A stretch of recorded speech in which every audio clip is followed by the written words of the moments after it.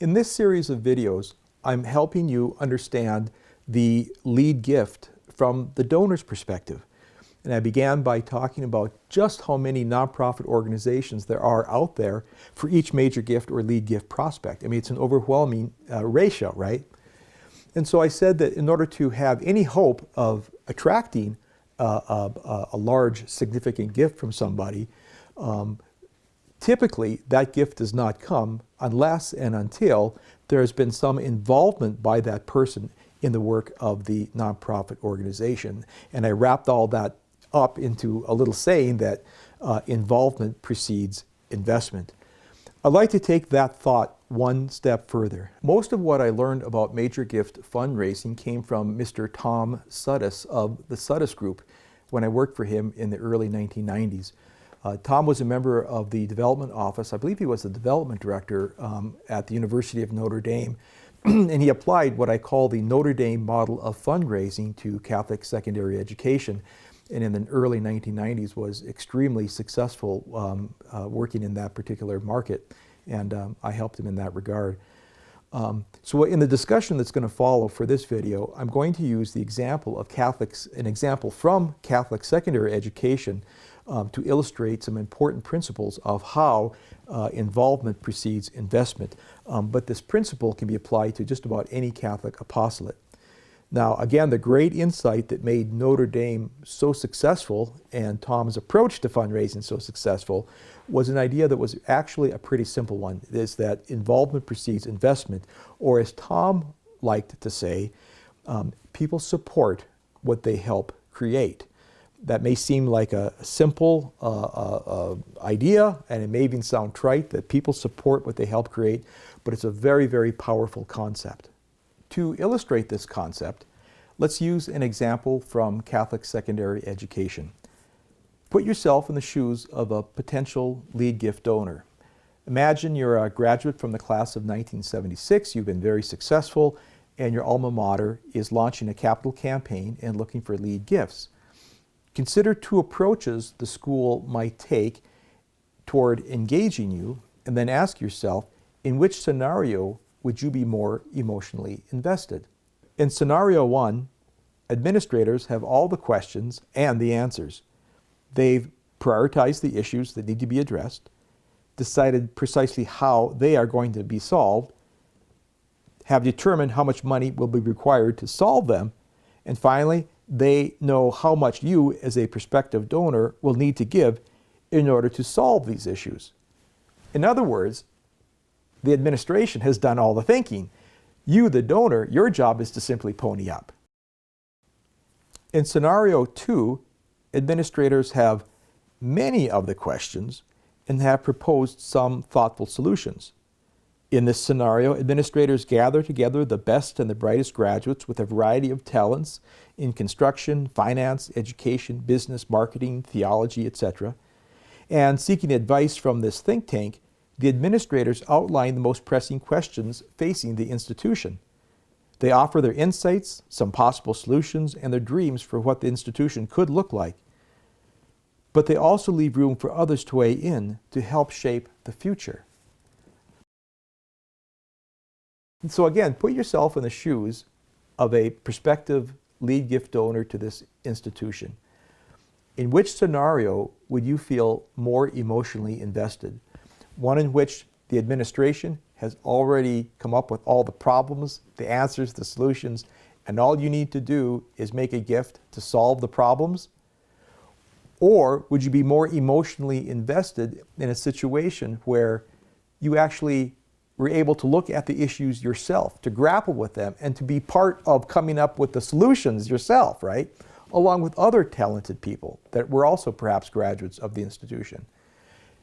My contention is that the first way of doing things, the first scenario, is very efficient, it's very clean, it looks like you've got all your ducks in a row, but it's not nearly as effective as if you give some opportunity for the lead gift donors to actually look at the problems themselves and to help you come up with engaging solutions.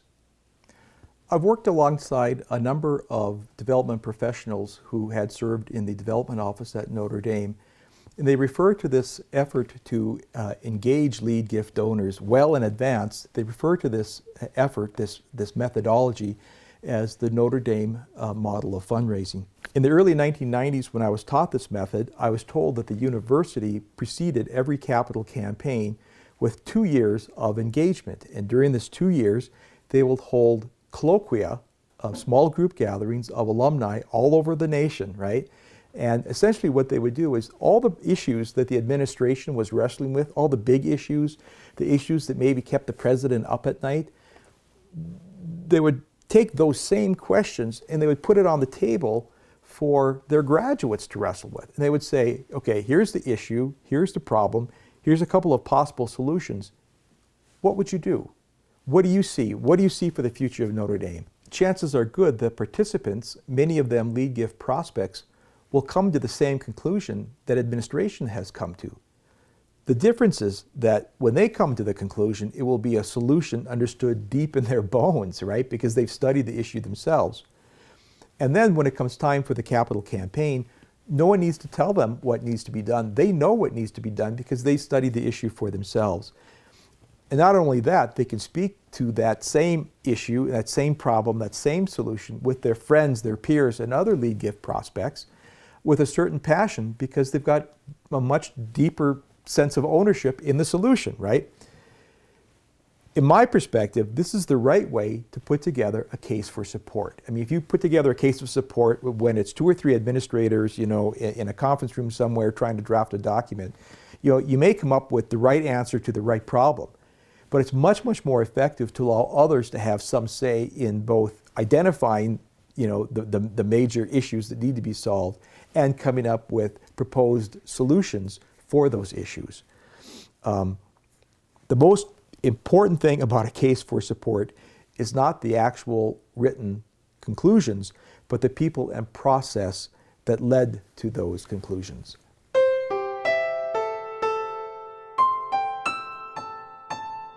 Let's assume that you invite in your best and brightest, they study the issues, and they come up with proposed solutions different than the ones that you had ever considered in the first place. What then? I mean, what do you do then, right? I would argue that you've lost nothing. If you had moved forward with the original plan, chances are good that eventually your lead gift donors would not have supported it because they would have seen the plan, and only after you launched the capital campaign, it would be at that point that they would begin to shoot holes through it, either in your presence or more likely not in your presence. You wouldn't even know what their objections were, right?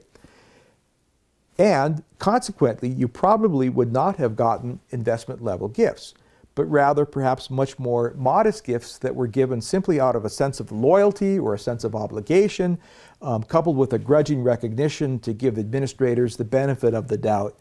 And that, my friends, that kind of capital campaign, one where the lead gift donors are questioning whether you're really solving the right problems, that is the recipe for a very painful capital campaign. You've probably heard development professionals speak repeatedly about having a relationship with major gift donors. I think relationship is a pretty feeble word. I would like to replace the word relationship with the word friendship or partnership. And to illustrate that, let me give you a story from my own career. When I was still at the University of Notre Dame working on my MBA, the year was 1989. And one of the first things our professors had us do was to go out and visit with somebody that was in the profession. And so I went out and visited with a gentleman, if memory serves me, his name was Dr. Fisher. And Dr. Fisher told me a very interesting story about the University of Notre Dame that I don't think too many people know. Back in the day, Notre Dame was an all-male institution, right? There was no women. And so during World War II, with all the young men off to war, that put a major crimp in the finances at Notre Dame. And it got so bad that immediately after World War II, the University of Notre Dame was on the verge of bankruptcy. This was what Dr. Fisher told me, was on the verge of bankruptcy. And the board of directors was considering whether or not to sell Notre Dame to, I believe it was the Navy. They wanted to make like an Annapolis of the Midwest, right? And somebody around the table at that board meeting decided that before we sell Notre Dame and get out of the education business, maybe what we should do is go to our alumni, tell them what we're dealing with, and see if they'd be willing to make gifts to keep Notre Dame in business. And according to the story that was told me by this former development director, that is precisely what they did. And that's how development was born at the University of Notre Dame. And so I asked him, how important is it to have a degree in business in order to be good in the area of development and fundraising? And he said, well, you know, it's not that important. He says, I'd rather you had a degree in psychology. And that kind of threw me for a loop. I thought, a degree in psychology, why is that? And he said, well, because in his way of thinking, early on in his efforts at Notre Dame, he made it his job to become friends with everybody that had the capacity to help Notre Dame in a big way.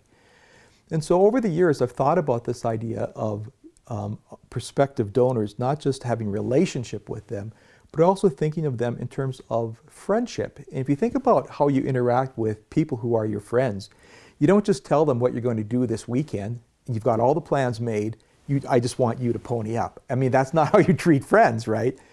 If a person is a friend, you say, hey, do you want to go out this weekend? What would you like to do? I'm thinking of this. What do you think? I mean, with friends, there's an engagement. There's a back and forth, right? And there's a trust in the person's opinion and a person's knowledge and experience and all of that.